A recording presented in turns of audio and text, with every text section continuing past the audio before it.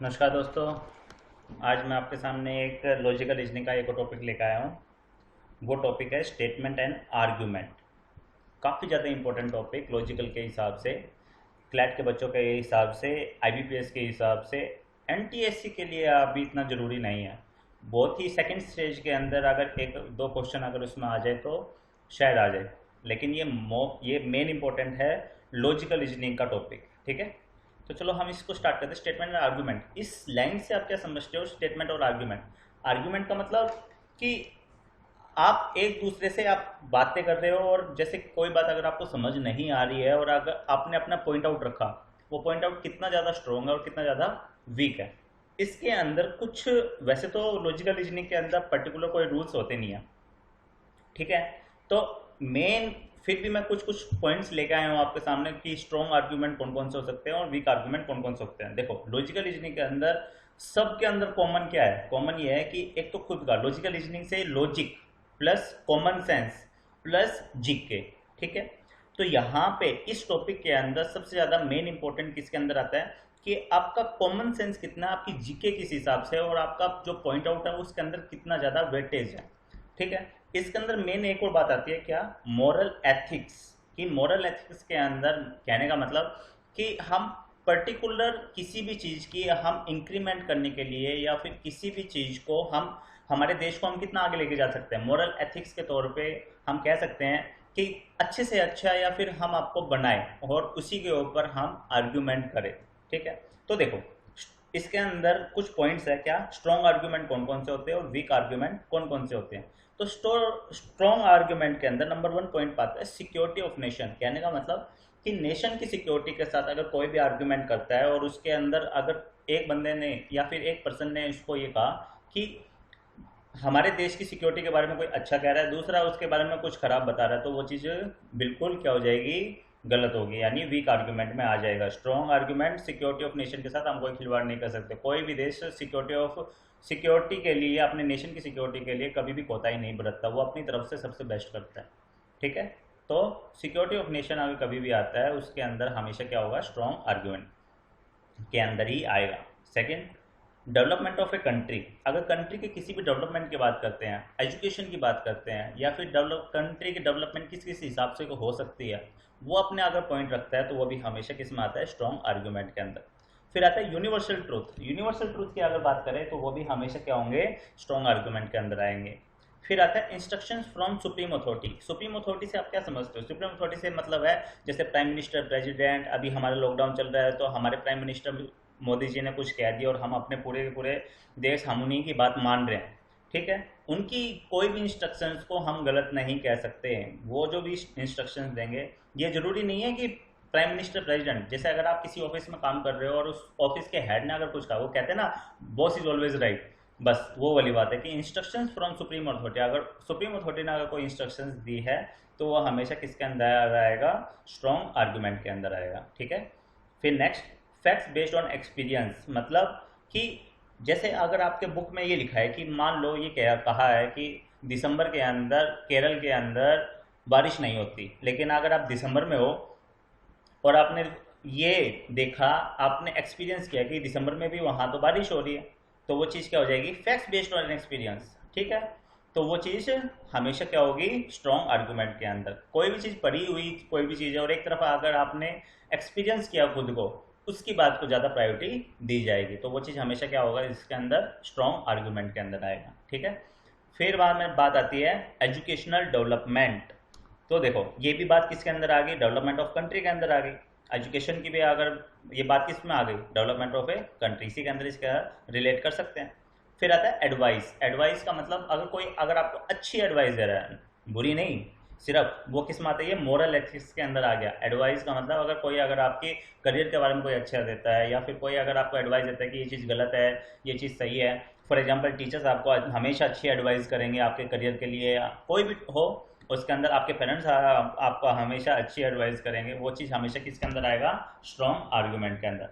फिर आता है रिलीवेंट। रिलीवेंट का मतलब क्या हो गया कि स्टेटमेंट के साथ जो भी आपके आर्गूमेंट दिए वो उससे रिलेट करे।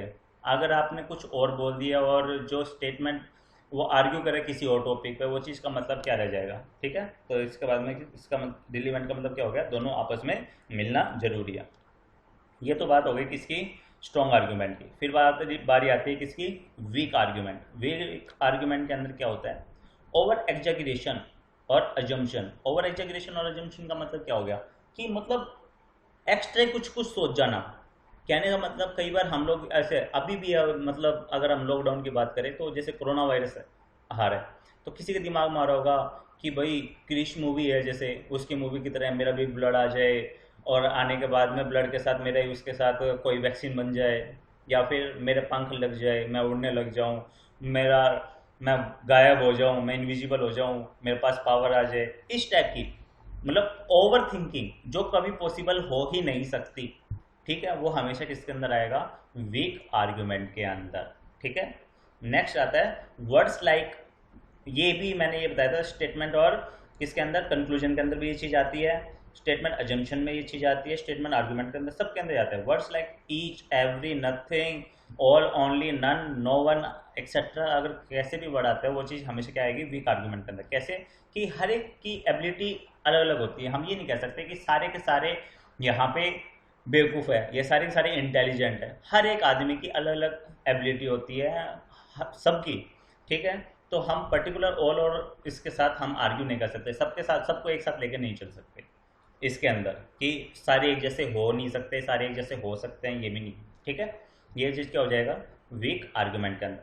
फिर एम्बिगुअस। एम्बिगुअस का मतलब क्या हो गया कि अनक्लियर। अगर कोई भी अगर आर्ग्यूमेंट है उसको अगर अनक्लियर हो, वो भी चीज़ हमेशा क्या होगी, वीक आर्ग्यूमेंट के अंदर। फिर बाद में आती है कंपैरिजन। कंपैरिजन भी वही बात आ गई, मैंने अभी बताया कि सारे के सारे एक जैसे नहीं हो सकते, कंपेयर हम कर ही नहीं सकते।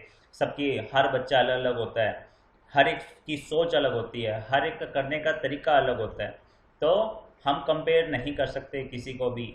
अगर किसी देश को हम कह रहे हैं कि अगर हम कंपेयर करें कि वो देश हमसे ज़्यादा अच्छा है या फिर वो देश हमसे बुरा है, नहीं, ऐसा नहीं कर सकते हम कभी भी। या फिर वो बच्चा ज़्यादा इंटेलिजेंट है, वो बच्चा कम इंटेलिजेंट है, वो किसी और चीज़ में अच्छा हो, ऐसे नहीं कर सकते हम, किसी भी चीज़ को कंपेयर नहीं कर सकते। उसको क्या हो गया, वीक आर्ग्यूमेंट में हम आ रहेगा।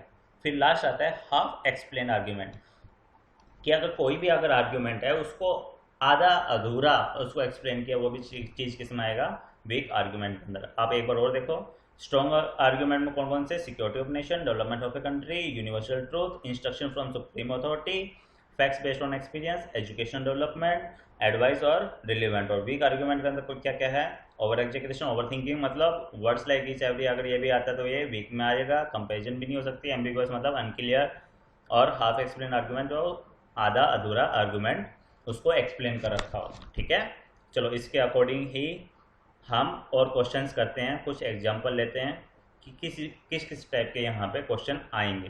ठीक, देखो क्या क्या है। सबसे पहले क्वेश्चन के अंदर स्टेटमेंट में क्या दिया है, should India encourage exports when most things are insufficient for internal use itself. ठीक है, स्टेटमेंट बोल दी कि भाई हमें एक्सपोर्ट का एनकरेज करना चाहिए कि नहीं करना चाहिए, when most things are insufficient for internal use itself, क्योंकि मोस्टली जो चीज़ है, मोस्टली है वो इनसफिशिएंट है हमारे लिए, खुद के लिए। तो भाई देखो, चलो पहले आर्ग्यूमेंट देखते हैं। Yes we have to earn foreign exchange to pay for our imports, no even selective encouragement would lead to shortage. भाई देखो, yes we have to earn foreign exchange to pay for our imports, भाई obvious है कि अगर हम export करेंगे तो हमारे पास क्या आएगा, फॉरेन एक्सचेंज से पैसा आएगा, वो बहुत ज़्यादा ज़रूरी है। ठीक है, दूसरा even one selective encouragement would lead to shortage, भाई कि जो इतने भी जो भी हम अगर उनको एक्सपोर्ट करेंगे वो हमारी शॉर्टेज हो जाएगी। भाई हम एक्सपोर्ट भी वही चीज़ करेंगे ना जो हमारे पास बहुत सारी ज़्यादा पर्याप्त मात्रा में हो, जो हमारे पूरे देश के अंदर पूरा यूज में आ सके। अभी फिलहाल कोरोना की जो जो दवाई हमारी बताई गई है कि इसका हमारे इंडिया में काफ़ी ज़्यादा है और हम पूरे देश को भी एक्सपोर्ट कर रहे हैं, उससे भी हमारी ज़्यादा कमाई हो सकती है। तो यहाँ पे हमारा क्या होगा, ओनली वन इज फॉलो, यानी only argument one is strong, second नहीं है, क्योंकि हम ऐसी कोई भी चीज़ को हम एक्सपोर्ट करेंगे ही नहीं। इसने क्या कहा, मोस्ट थिंग्स है, सारी तो नहीं कहा। ठीक है, इसी कारण से नेक्स्ट क्वेश्चन देखते हैं, इसके अंदर क्या आएगा, should all the drugs patent and manufacture in western countries be first tried out on sample basis before giving license for sale to general public in India। ठीक है, आर्ग्यूमेंट में क्या दे दिया कि yes many such drugs require different dosage and duration for Indian population and hence it is necessary. भाई देखो ये हमारे हेल्थ पे आ गया, बिल्कुल अगर कोई भी ड्रग्स की है सबसे पहले उसका सैंपल तो लेना चाहिए पॉपुलेशन के ऊपर, ठीक है। उसका अगर पूरे तरीके से अगर ठीक से यूज में नहीं हुआ तो हमारे क्या होगा, हमारी हेल्थ के ऊपर इंजरी होगी जो कि नहीं होनी चाहिए। तो यानी फर्स्ट तो कंपलसरी है, आर्ग्यूमेंट स्ट्रॉन्ग है। सेकंड देखते हैं, no this is not feasible and hence can not be implemented. भाई इसने साफ कह दिया कि नहीं ऐसा कुछ नहीं करना चाहिए और इसको कभी भी इम्प्लीमेंट नहीं करना चाहिए चीज़। भाई अगर आप एक्सपीरियंस ही नहीं लोगे तो हमारा देश आगे कैसे जाएगा, ठीक है। तो ये चीज़ क्या हो जाएगी, गलत। यहाँ पे भी क्या आएगा, only argument first is strong, ठीक है। Next, should India make efforts to harness solar energy to fulfil its energy requirements. भाई इंडिया को क्या हमारे जो सोलर सेल तो है वो पूरे को यूज में लेना चाहिए कि नहीं लेना चाहिए। Argument, yes most of the energy sources used at present is exhaustible. भाई देखो बिल्कुल हमारे अगर देश के लिए मतलब बेस्ट है, यानी पॉप इसके पोल्यूशन के लिए सोलर एनर्जी से ज़्यादा अच्छा और क्या होगा। हमें इसको यूज में करना चाहिए कि नहीं करना चाहिए, ऑब्वियस है। अगर आप क्या कहोगे, अगर मैं आपसे पूछूँ तो यस करोगे। सेकंड इसने क्या कहा, no harnessing solar energy requires a lot of capital and which India lacks in. कि भाई ये जो सोलर एनर्जी वाले जितने भी पैनल्स होते हैं वो क्या है, बहुत ज़्यादा महंगे होते हैं और इंडिया के अंदर काफ़ी ज़्यादा इस चीज़ की कमी है। भाई हम अपने देश के खिलाफ कैसे बोल सकते हैं, नहीं। इंडिया में क्या कमी है इन चीज़ों की, बिल्कुल नहीं है। तो ये चीज़ और क्या हो जाएगी, गलत। तो यानी ओनली वन इज स्ट्रॉन्ग, ठीक है। आगे बात करते हैं कि आगे नेक्स्ट क्वेश्चन के अंदर क्या आएगा, ठीक है। देखो, should there be students union in college university. बड़ा ही इंपॉर्टेंट। देखो भाई क्या कॉलेज के अंदर जो यूनियन है कॉलेज यूनिवर्सिटी के अंदर वो होनी चाहिए कि नहीं होनी चाहिए। Argument, no this will create a political atmosphere in the campus. बिल्कुल, अगर इसका हर एक चीज़ का पॉजिटिव नेगेटिव दोनों पॉइंट होता है, सही है। Yes it is very necessary students are future political leader, ये भी सही है। तो यहाँ पे हमारे चार के अंदर देखो पहला भी स्ट्रॉन्ग है, दूसरा भी। अगर पहला बोले बिल्कुल कि अगर यूनियन बनेगी तो क्या पॉलिटिकल एटमॉस्फेयर बनेगा हमारे कैंपस के अंदर। Second B, it is very necessary students are future political leader. Political leader भी अगर जब स्टार्टिंग आएगा उनको ऐसा प्लेटफॉर्म देंगे तो पॉलिटिकल लीडर तो बनेंगे, उनमें ऐसी एबिलिटी आएगी। तो ये चीज़ क्या हो जाएगी, दोनों के दोनों सही है। तो यानी आंसर हमारा क्या आएगा, E, both 1 and 2 are strong, ठीक है। नेक्स्ट क्या है, should India give away Kashmir to Pakistan. भाई सबसे हॉट मुद्दा अगर कह सकते हैं कि इस मुद्दे के ऊपर तो हमें कुछ सुनना ही नहीं है कि कश्मीर सिर्फ और सिर्फ हमारा है, इंडिया का है, इसमें तो कोई डाउट ही नहीं है। आर्ग्यूमेंट चलो देखते हैं क्या है। No Kashmir is a beautiful state, it earns a lot of foreign exchange of India. बिल्कुल बिल्कुल सही है कि आगे की लाइन भी लिखेंगे, no, no means no, Kashmir पे तो हम कुछ कह ही नहीं सकते। Second, yes this would help settle conflicts. भाई नहीं, यस वर्ड ही नहीं है कश्मीर को देने के लिए, तो ये आनी यहाँ पे तो सीधा सीधा सेकंड तो गलत है ही। यहाँ पे हमारे क्या आएगा, only first argument is strong, ठीक है। नेक्स्ट क्वेश्चन क्या दे रखा है इसमें, should cottage industries be encourage in rural areas. भाई रूरल एरियाज के अंदर क्या कॉटेज इंडस्ट्री को एनकरेज करना चाहिए कि नहीं करना चाहिए। Yes rural people are creative. भाई देखो करना तो चाहिए, लेकिन एक लाइन और जोड़ी है, रूरल पीपल आर क्रिएटिव। क्या सिर्फ रूरल पीपल ही क्रिएटिव होते हैं, क्या अर्बन पीपल क्रिएटिव नहीं होते। यहाँ पे तो कंपेयर हो गए हैं ना, ठीक है। तो ये चीज़ क्या हो जाएगी, वीक आर्ग्यूमेंट के अंदर आएगा। Second, yes this would be help to solve the problem of unemployment to some extent. ये बिल्कुल सही है कि भाई ये तो हेल्प करेगा हमारे अनएम्प्लॉयमेंट को। तो यहाँ में हमारा क्या आएगा, ओनली आर्ग्यूमेंट 2 इज स्ट्रॉन्ग, ठीक है। नेक्स्ट क्या आएगा, should young entrepreneur be encouraged. भाई यंग पर्सन को कौन नहीं चाहता, बिल्कुल। देखते हैं आर्ग्यूमेंट में क्या है, यहाँ पे क्या है, yes they will help in industry development of the country. बिल्कुल सही है भाई, कुछ ना कुछ तो फर्क पड़ता ही है इसके अंदर। जितने भी ज़्यादा यंग पर्सन को लोगे आप इंडस्ट्री के अंदर, उनकी काम की पावर कैपेबिलिटी, वैसे तो हम कंपेयर नहीं कर सकते, नॉर्मली जीके अगर हम यूज करें तो हो सकता है। Second, yes they will reduce the burden on unemployment market. तो बिल्कुल अगर भाई आप जितने भी यंग जनरेशन को लोगे तो उसके अंदर क्या होगा, उनको अनएम्प्लॉयमेंट की जो मार्केट है वो बढ़ेगा। ये भी बिल्कुल सही है। तो यहाँ पे हमारा क्या आएगा, दोनों के दोनों स्ट्रॉन्ग है। तो बोथ 1 and 2 आर स्ट्रॉन्ग, ठीक है। Next, should all the annual examination up to standard 5 be abolished?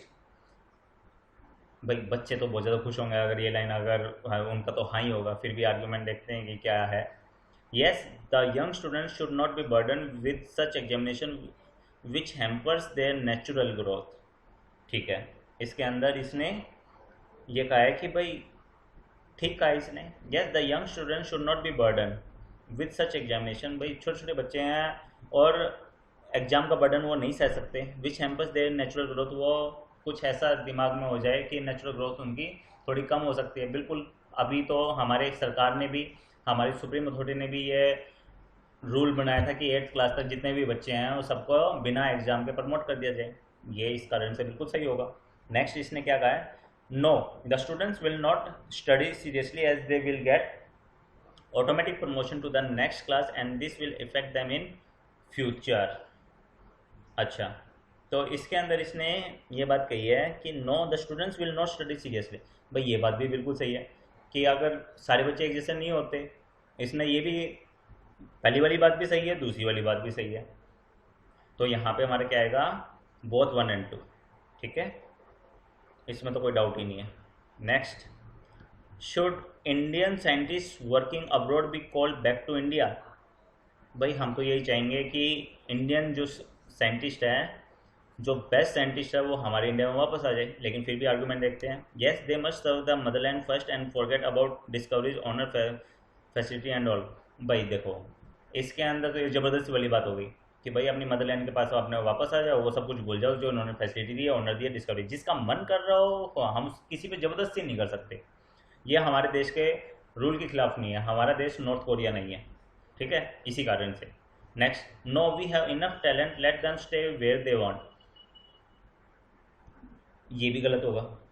भाई देखो, इसके अंदर इसने क्या कहा है कि नहीं, उनको वहीं पे रहने दो, हमारे देश में पहले ही बहुत ज़्यादा टैलेंट है। नहीं, हमारे देश को सारे टैलेंटेड लोगों की ज़रूरत है। जो आना चाहे वो, हम खुले दिल से उसका स्वागत करते हैं।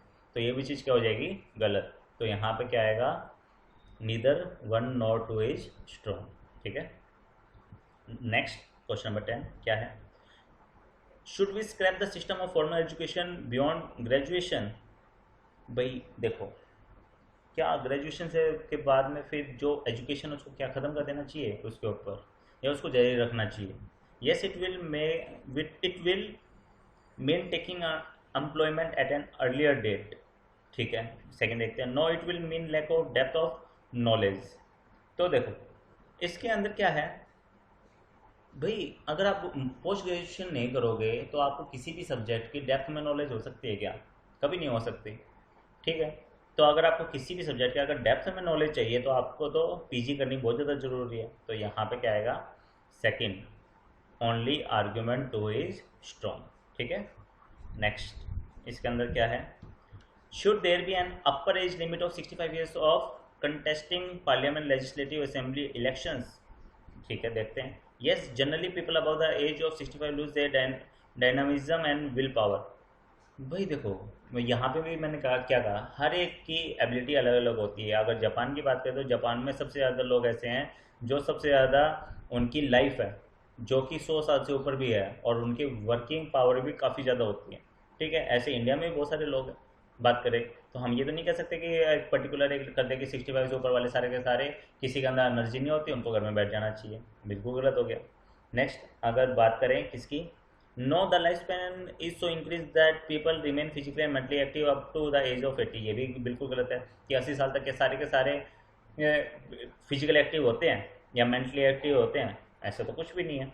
तो ये चीज़ क्या हो जाएगी, दोनों नीदर 1 and 2 इज स्ट्रॉन्ग। ठीक है, मतलब कहने वाला दोनों के दोनों वीक है। Next, should new big industry be started in Mumbai? Yes it will create job opportunity. बिल्कुल सही बात है। No it will further add to the pollution of the city. भाई देखो, पहला भी है दूसरा भी है, लेकिन अगर बात करें दोनों की दोनों अपोजिट की, तो इसके अंदर एक तो होना चाहिए। ठीक है, वो डिपेंड करता है प्रायोरिटी पे कि आप प्रायोरिटी किस चीज़ को ले रहे हो। अगर अनएम्प्लॉयमेंट है तो आपको तो इसकी क्या कि जॉब अपॉर्चुनिटी तो आपको दिलवाएगा, नई इंडस्ट्री नहीं मिलेगी तो अनएम्प्लॉयमेंट ज़्यादा होगा। और अगर जितनी ज़्यादा इंडस्ट्री होगी उससे क्या होगा, पोल्यूशन भी बढ़ेगा। तो यहाँ पे हम एक चीज़ कर सकते हैं, लेकिन अब जैसे आपने एग्जाम दिया, आप पास हुए या आप फेल हुए, आप कुछ ना कुछ तो होगा, एग्जाम दिया है तो बस वही वाली बात है इसके अंदर। तो यहाँ पे इधर वाली कंडीशन आएगी, ठीक है। इधर वाली क्यों आई, क्योंकि इसके अगर आपने फर्स्ट वाला करा तो सेकंड उसका डिसएडवांटेज होगा, अगर सेकंड वाला करा तो फर्स्ट उसका डिसएडवांटेज होने के बिल्कुल ख़त्म हो जाएगा, मतलब कहने का मतलब। तो यहाँ पे क्या होगा, इधर 1 एंड 2 इज स्ट्रॉन्ग, यानी सी, ठीक है। Should high chimney be install in industry, बिल्कुल सही बात है, होनी चाहिए। Yes it reduce pollution at ground level, बिल्कुल सही, इसमें तो कोई डाउट ही नहीं है। Next, no it increase pollution in upper atmosphere. भाई देखो, अगर कंपेयर करें किसकी, मैंने क्या कहा, कंपेरिजन तो नहीं होना चाहिए, लेकिन इसके अंदर हम अपनी कॉमन सेंस वाली कंपेयर करते हैं, ठीक है। अब ये मत समझना कि मैंने आपको कहा है कि कंपैरिजन करें तो वो चीज़ क्या हो गया, हमेशा वीक आर्ग्यूमेंट में आएगी। लेकिन कॉमन सेंस की भी मैंने कहा था कि कॉमन सेंस भी तो आपको लगाना है। तो कॉमन सेंस अगर लगाए, तो अगर आपने चिमनी नहीं लगाई तो जो गंदगी है, जो पोल्यूशन होगा, वो लो एटमोसफेयर में होगा। लो एटमोसफेयर में हम लोग रहते हैं, सारे एनिमल्स रहते हैं, सारे मतलब हर कोई उसी में रहता है। तो ज़्यादा नुकसान किस में होगा, लोअर एटमोसफेयर में कि अपर एटमोसफेयर में? ऑब्वियस है लोअर में, तो इससे अच्छा है अपर में रहे, ठीक है। तो इसके अंदर क्या आएगा, no, yes it reduce pollution, first सही है लेकिन सेकेंड गलत, ठीक है। नेक्स्ट क्या है, does India need so many plans for development? Yes, nothing can be achieve without proper, बिल्कुल सही बात है। Yes, too much time energy is wasted on planning. भाई कोई भी चीज़ ऐसी नहीं है बिना प्लानिंग के हो जाए। बिना प्लानिंग के अगर आप कुछ भी करते हो वो चीज़ हमेशा गड़बड़ होती है। अगर आप क्लैट की तैयारी कर रहे हो बिना प्लानिंग के कर रहे हो, कि कभी भी कुछ भी उठा लिया, कुछ भी पढ़ना स्टार्ट कर दिया, वो आपको कभी भी सक्सेस नहीं दिलाएगी। हमेशा हर एक चीज़ की सक्सेस के लिए क्या, प्लानिंग बहुत ज़्यादा जरूरी है। तो यहाँ में ओनली वन इज स्ट्रॉन्ग, ठीक है। नेक्स्ट क्वेश्चन, लास्ट क्वेश्चन, क्या करते हैं आज का, should non vegetarian food be totally ban in our country? भाई नहीं, हम किसी का ये नहीं कह सकते। अगर हम लोग नहीं खाते तो ये नहीं है कि कोई भी ना खाए। Yes it is expensive and therefore it beyond the means of most people in our country. नहीं, बिल्कुल गलत हो गया। No, nothing should be ban in a democratic country like ours, बिल्कुल सही बात है। डेमोक्रेटिक कंट्री के अंदर हम किसी के ऊपर स्पेशली बैन नहीं कर सकते कि आप ये मत करो, वो मत करो, जब तक अगर हमारे देश के खिलाफ ना हो, सिक्योरिटी के खिलाफ ना हो। जैसे फॉर एग्जांपल अभी कोरोना वायरस में हमें पूरा लॉकडाउन कर रखा है, वो हमारे देश की सिक्योरिटी के अंदर आता है, वो चीज़ हमेशा क्या होगी, स्ट्रॉन्ग पॉइंट होगा। इंस्ट्रक्शन ऑफ अथॉरिटी है उसके अंदर, वो चीज़ क्या होगी, स्ट्रॉन्ग होगी, ठीक है। तो यहाँ पे क्या आएगा, ओनली टू इज स्ट्रॉन्ग, ठीक है। चलो आज के लिए इतना ही, हम बाकी और नेक्स्ट वीडियो में करेंगे, ठीक है। Thank you.